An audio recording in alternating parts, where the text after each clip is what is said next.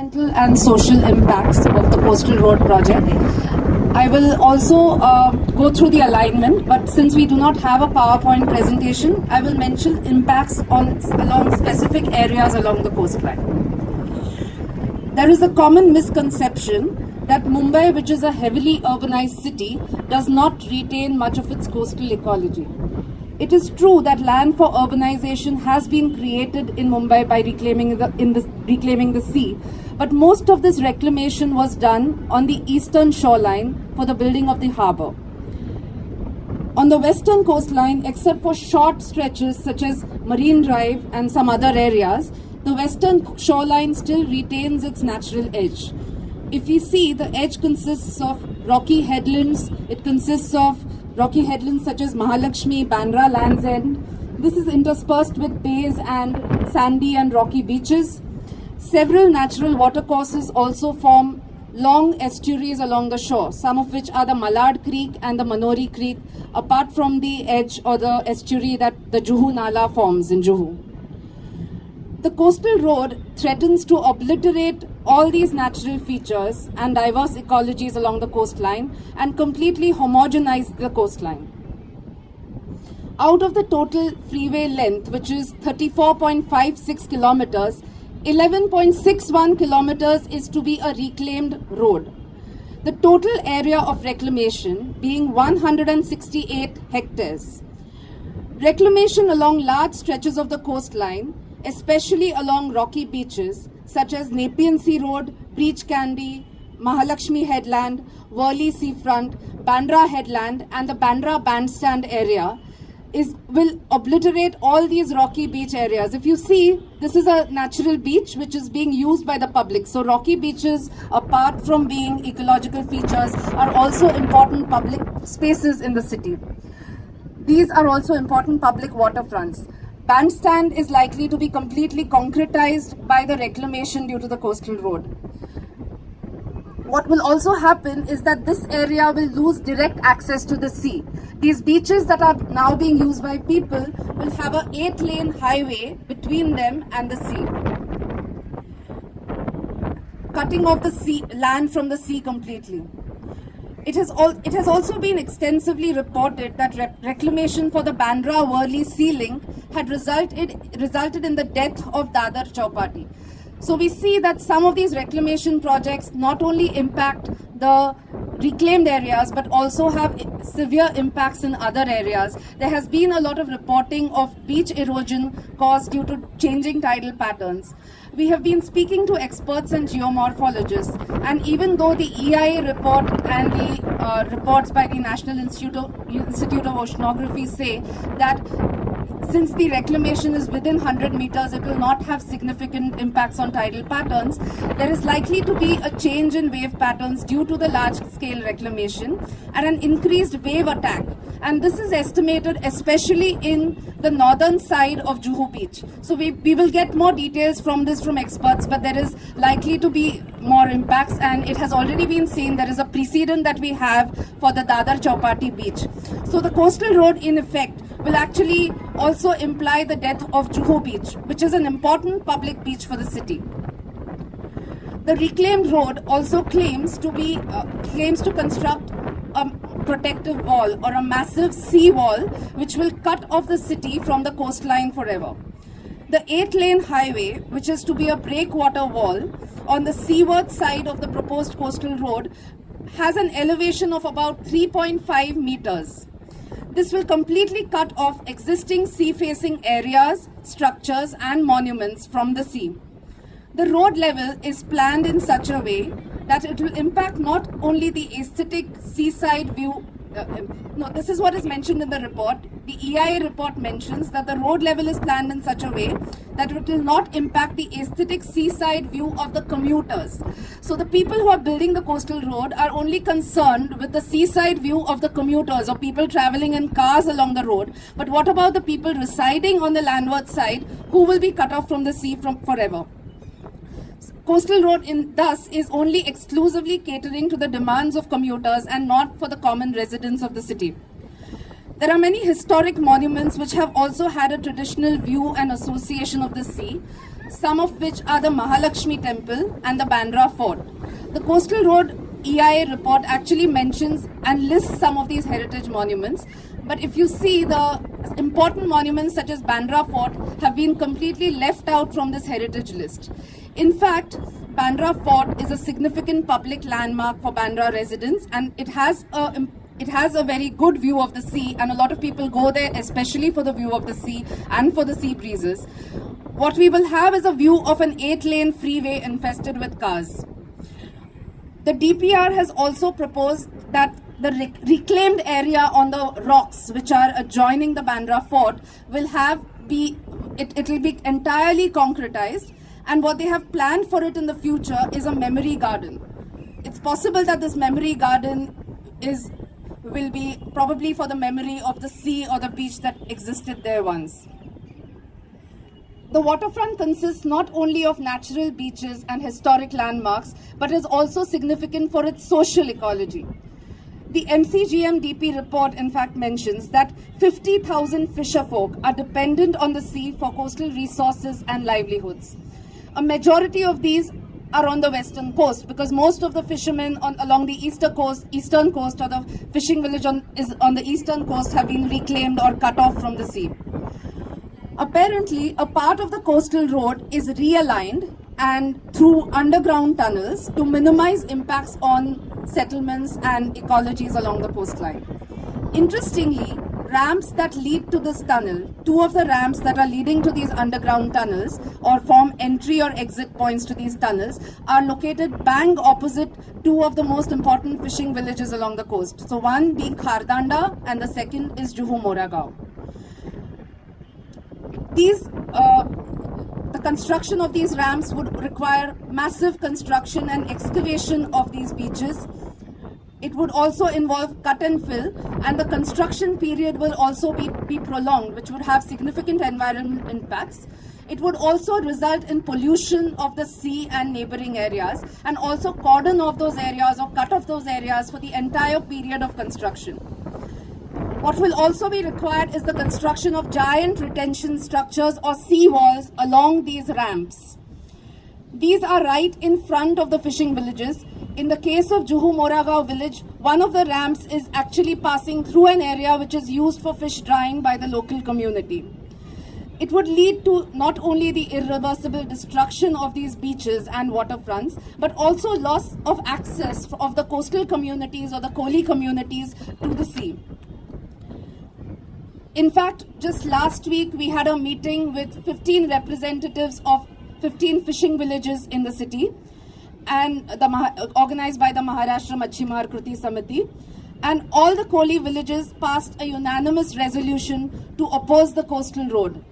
It would, they feel that it would not only have impacts in front of these two villages, that is Khardanda and Moragaon, but will wipe out fishing activity from Mumbai forever and displace these communities and their livelihoods. Chimbai village has been spared, so the coastal road is not a reclamation in front of Chimbai village as it is in front of Khardanda. All those fish drying areas and the waterfront in front of Khardanda is going to be reclaimed, and then there's going to be a ramp which leads to the underground tunnel. So Khardanda is going to be entirely cut off from the sea. Chimbai village is spared because we have a stilt road which is around 200 meters away from the village. But if we need to understand that the impacts of the coastal road are not only restricted to the alignment of the coastal road. If we study the development plan 2014-2034, there was a road planned along the seaward side of Chimbai village, right on the beach, in the area which is used as a coastal commons by the fishing community. So we realize that just as in Chimbai village, in many of these areas which are on the along the western coast, we will see the construction of many other roads. I'm sure the Bandra residents know about a lot of road widening projects that were proposed in Bandra, a lot of road widening that was also proposed in urban villages and Gauthans in Bandra, and somehow all these areas all this road widening is also a way of increasing or giving incentive to motorized transport, which will completely transform existing historic fabrics and existing historic areas in the city. Mumbai is not a city, it's a historic city. It is not a city that was planned for cars, but it is being transformed into a city which is predominantly for cars, which would also mean it will transform all these older areas. There are several connectors, in fact 12 interchanges to the coastal road or connectors to the coastal road along the western coastline. Two of these are on Carter Road.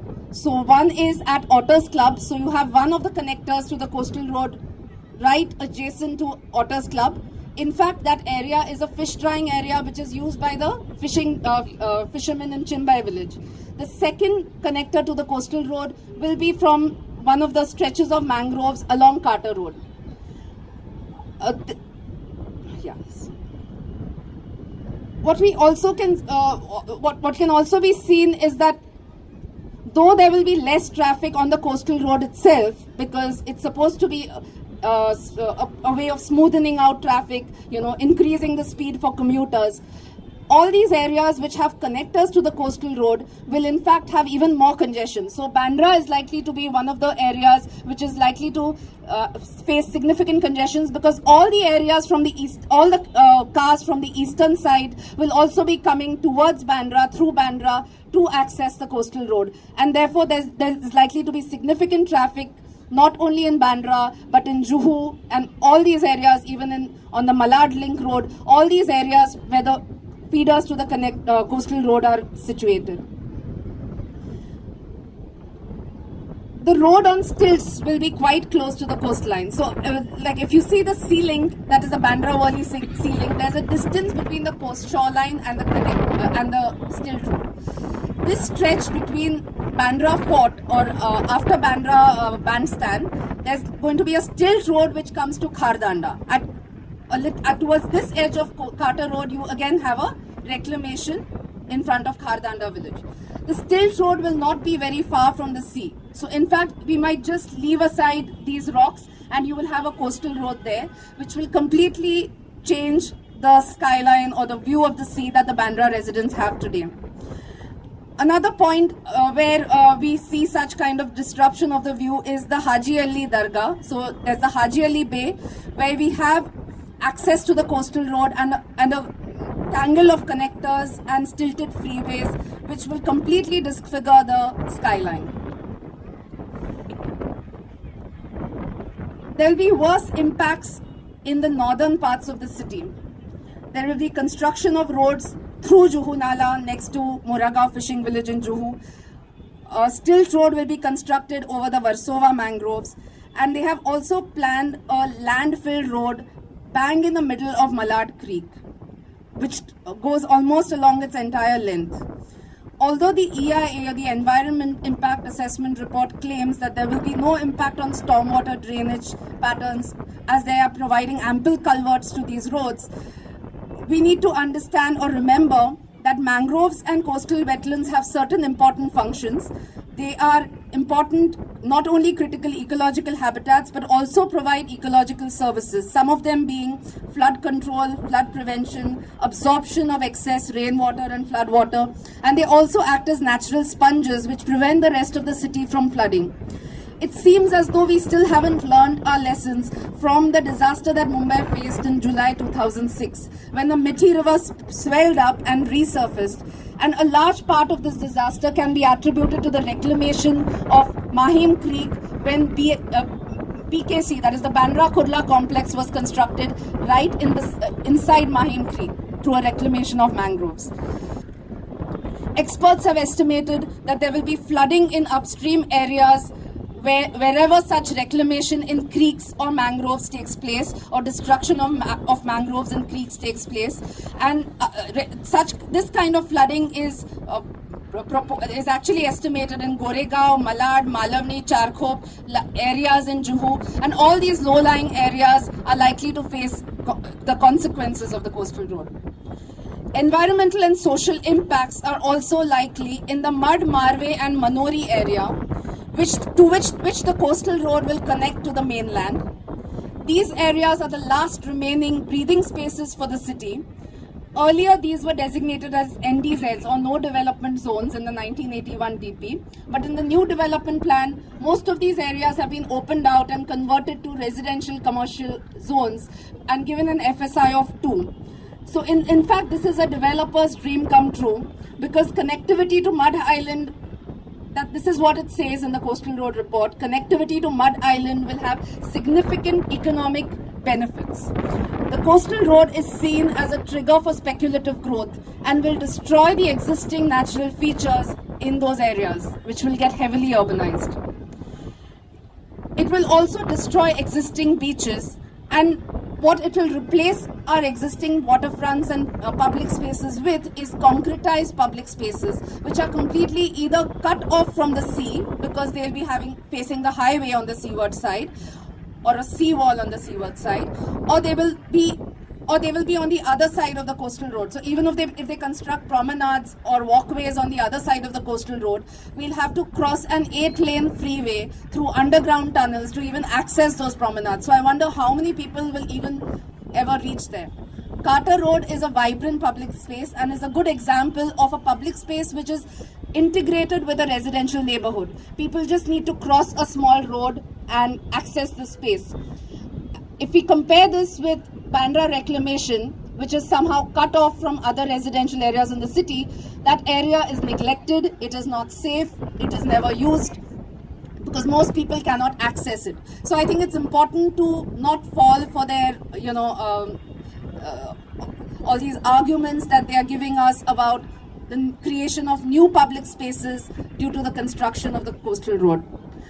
What will also tend to happen is we also need to question the nature of these public spaces or open spaces that they're trying to create, because large amounts of mangroves are likely to be disrupted or destroyed, which are also ecological habitats, but they also perform another important function, which is regulating the climate. Bombay is getting heavily urbanized, and we need a balance of natural areas, greenery, forest, vegetation to keep balancing that, and we know that the temperatures are also rising. What will end up what they're saying is also that they will provide compensatory mangrove plantation or compensatory afforestation, but they have not specified where this compensatory plantation is going to be. So the mitigation that they are proposing in the EIA report is something that they have not detailed out. They are also saying that, I would like to quote from the report itself, that provision has been made in the environment management plan for compensatory forestation plantation along the road. The project is expected to enhance the aesthetics of the area without compromising the land use pattern of the area. Change in aesthetics and visual appeal of the region will also be positive. I wonder how far these statements are true. We have been studying the environment management plan, we have been studying the EIA report. In fact, they have also given renderings or drawings of what these public spaces which will be created will look like. And if you see any of those drawings, you'll realize that all they are is large stretches of concrete, large stretches of paving. I don't see any plantation there except for small shrubs or, some kind of landscaping and flower beds. I don't think we'll be able to compensate in any substantial way for the kind of loss we are incurring due to the construction of the coastal road. We need to take a decision about certain things. Do we want a seawall cutting off this coastal city from the sea forever? Do we want fishing and livelihoods and certain communities which have been historically a part of Mumbai to be displaced and their livelihoods displaced from the city forever? Do we want to lose our beaches and our accessible, vibrant public waterfronts? I think we need to take a call and write an objection to the MCGM to oppose this project in its entirety.